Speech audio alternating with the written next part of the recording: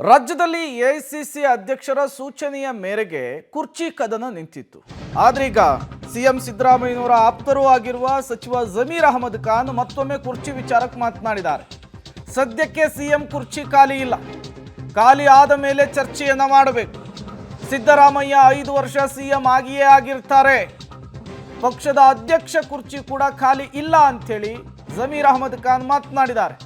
High command ಹಾಕಿರುವಂತಹ ಗೆರೆಯನ್ನ ನಾವು ಯಾರೂ ಕೂಡ ದಾಟಲ್ಲ.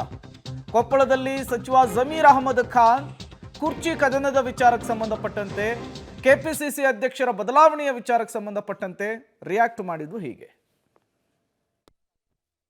ಕುರ್ಚಿ ಸದ್ಯಕ್ಕೆ ಖಾಲಿ ಇಲ್ಲ, ಅದೆಲ್ಲ ಯಾವಾಗ ಚರ್ಚೆ ಮಾಡಬೇಕಾಗಿರೋದು?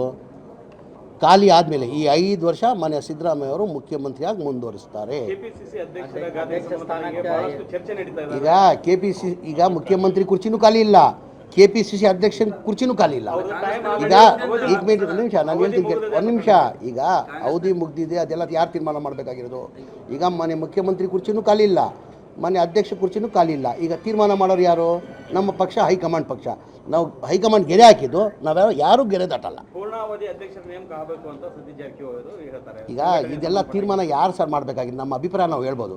ಸತೀಶ್ ಅವರು ಸತೀಶ್ ಅಭಿಪ್ರಾಯ ಹೇಳಿದ್ದಾರೆ, ನನ್ನ ಅಭಿಪ್ರಾಯ ನಾನು ಹೇಳ್ತೀನಿ, ನಮ್ಮ ರಾಯರೆಡ್ಡಿ ಸಾಹೇಬರು ಅವ್ರ ಅಭಿಪ್ರಾಯ ಹೇಳ್ತಾರೆ, ಶಿವರಾಜ್ ಸಾಹೇಬರು ಅವ್ರ ಅಭಿಪ್ರಾಯ ಹೇಳ್ತಾರೆ, ರಾಘವೇಂದ್ರ ರತ್ನಾಳ್ ಅವ್ರ ಅಭಿಪ್ರಾಯ ಹೇಳ್ತಾರೆ, ನನ್ನ ಅಭಿಪ್ರಾಯ ನಾನು ಹೇಳ್ತೀನಿ. ತೀರ್ಮಾನ ಅಲ್ಟಿಮೇಟ್ಲಿ ಹೈಕಮಾಂಡ್ ತಾನೆ, ಹೈಕಮಾಂಡ್ ತೀರ್ಮಾನ ಏನು?